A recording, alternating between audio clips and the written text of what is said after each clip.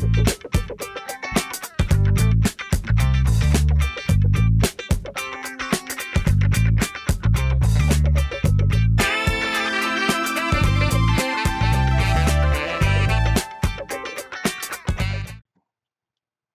everyone, and welcome back to BGA TVHT, the show where we do gaming commentaries every other day. On today's episode, we're going to be talking about live services.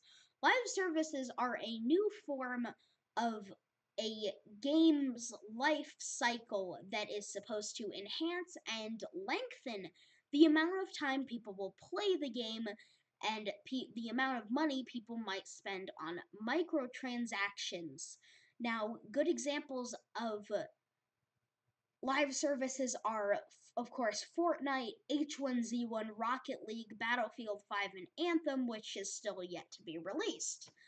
A good live service, of course, should always entail the following points. The first one being the service should always constantly have a stream weekly or every other week, should have at least one new thing added to the game. Now, this could, of course, be new weapons or new cosmetics, new items, depending on whatever type of game you're playing. But it always stands to reason that you have to always have, if you're going to do a live service, you always have to have some form of content coming out every week. If you do not have a form of content coming out in an amount of time, then it's not really even a live service. It's just like, oh, I update my game whenever I want. This is almost the case with Battlefield 5, as if it did not have the weekly challenges, which pretty recently got fixed, so that some of them won't, not record. If they didn't have those weekly challenges and the guns at at the end of each of those challenges, it would not really even be a live service, because then it'd just be like, oh, we're putting out a new thing here, a few months later putting out another thing. But once they have those weekly challenges, then it becomes apparent that they're having a semi-constant stream of new things coming out all the time. Now, a very good example of a live service is, of course, Fortnite, which started it all, and it as a whole, just from the beginning, has always had new content added every week, almost every day even.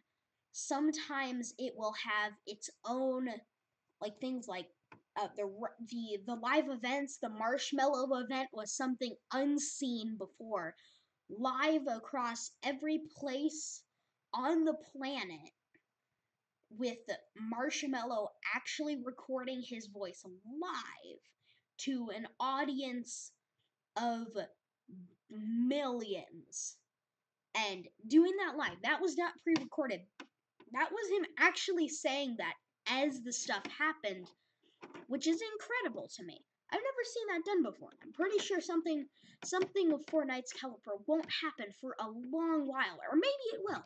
I mean, with the introduction of Apex Legends into the Battle Royale scene, who knows? That could be the next big thing. We just don't know, okay? It will be interesting to find out when we actually see the next big craze. But back to Fortnite. They add new locations and keep the map fresh. They've never added a new map, but the map that we have right now is almost unrecognizable to the staple map that most people use to compare, which is, of course, the Season 2, Season 3 map. Mainly the Season 3 one, because it just had Lucky Landing. That was the only difference. But it did. Since then, the map has changed so much. Moisty Mire's gone, the map has expanded, and with the new earthquakes happening, the map is bound to be radically changed once again by Epic Games. Now, this makes for a good live service only in this aspect of it, just because of how much they do for their game on its own. And, just it has a certain length to all this stuff. Now, the other aspect of a live service is the microtransactions. Fortnite really only offers one type of microtransactions, as it should be, cosmetics. It has all tons of types of cosmetics. It has the battle pass, which then you go and earn more cosmetics, which honestly feels more rewarding than, hey, look, I bought this skin from the shop. I'm so good at the game. It's more like, yeah, I played for hundreds of hours grinding to get Ragnarok or Omega or what's the thing? The Ice King this season. You know, it it's like that. And they do this extremely well. Daily items keep it fresh, whether it be a kind of boring shop or an incredible shop with like the Skull Trooper coming back or a Merry Marauder or something. And this keeps people on their toes. They never know what to expect, which again is a good thing you kind of have to do with a live service, because if you don't, then people won't be interested in what your game is doing anymore. So, yeah, I think we've talked long enough about Fortnite. Let's move on to the other three that were really two. I'll talk about Anthem at the end. The other two that I said were good examples. The first, of course, being Rocket League. Now, Rocket League is a game I picked up uh not it was pretty long ago. It was free. I played it in the free beta. I really liked it, but I never really played it that much after a while, and a little resurgence might have come up recently with the addition of crossplay, but even that hasn't really been enough to have me go in and fully re-immerse myself in the game, which, I almost see no reason to what I'm with what I'm doing anyway. So basically, going on now, Rocket League has the Rocket Pass now. The Rocket Pass is the Rocket League Battle Pass. I do not know what is in it, but it's on its second season, and I haven't really seen that much backlash. Of course, I'm not deeply immersed in the Rocket League community, so I cannot tell you, but at least from my entry point pretty early in the game's life cycle, there have been tons of new cosmetics, tons of new maps, tons of new modes I'd like to try eventually happening. And I'm sure there will be even more. Rocket League is a big esports game anyway. It keeps getting supported, it keeps getting all this stuff. The only thing is, this live service only came around very recently. It wasn't like, oh, we've been doing this forever. No, the game was basically what you paid for at the beginning, and it turned into a live service, which that kind of sucks, to be honest. I mean, like, your whole thing is like, oh, we don't have any of this, and then suddenly you have all this stuff, the Rocket Pass, some microtransactions. It's just a little like to me, but yeah. So that's basically the gist of Rocket League. Now, H1Z1, I played H1Z1 before they added their battle pass, which that was about the last time I played H1Z1, to be honest, was when they actually officially launched. With the pass, I thought, like, ooh, I like this more realistic, gritty style of the game instead of Fortnite's colorful, and I thought it was a good contrast, and that's why at one point I played it actually more than Fortnite. But then, guess what they did? They made their own battle pass, and guess what they called it? A battle pass. So not only did they rip off Fortnite in concept, but also in name, which I know it's not like a name that you just have kind of patented, but at least Rocket League had the Rocket Pass.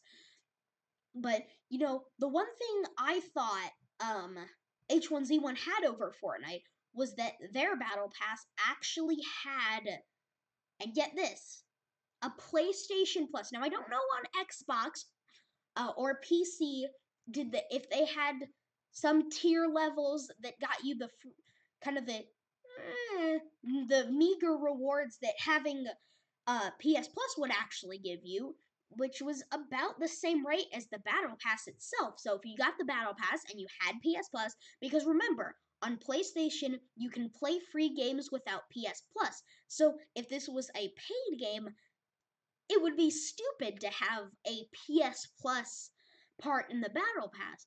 But having it be a free game, that's ingenious. And I actually hope that Fortnite will do this with like PS Plus and Xbox Live Gold and and Nintendo Switch Online. I hope they do that because it's a really cool concept. Now, the one point where I kind of got lost with H1Z1 was then when they went the route of Fortnite and made all the skins that they brought out. They were still realistic, but they weren't gritty. It was all sparkly. There was guys with unicorn heads, and it was all crazy. And I was like, what?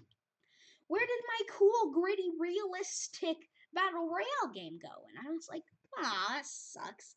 And that's where it kind of lost me. Sure, they actually added daytime with no clouds, even though they basically just made the sky blue and the fog blue. It was still a nice touch.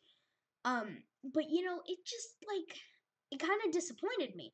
Now, I obviously have not played the game in a long time. I don't know what it's doing now, but back in the heyday when I played it, when it was getting some big some big movement in the gaming space, that was pretty cool. Now, the last game I'm going to talk about, Anthem, which of course is not released, is the only game that doesn't seem to have a battle pass type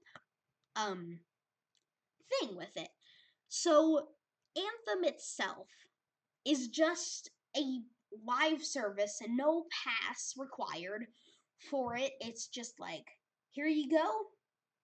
We're going to keep adding stuff. They have the main story, the strongholds, the free play. They have the cosmetics, which is actually very deep compared to Fortnite and H1Z1, which at least with H1Z1 you got the hat, the glass, the head accessory,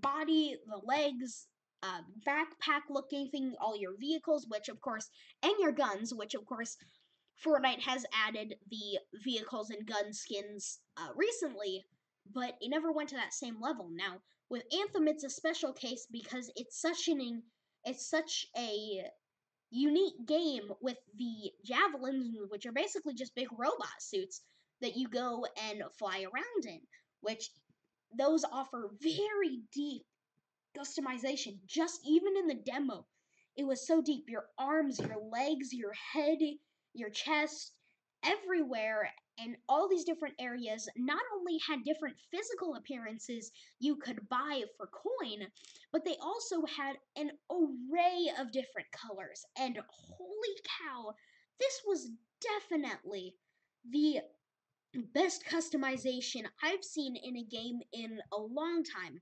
Fortnite, get out of here. H1Z1, get over to the corner. Rocket League, you're alright, but still get out of here.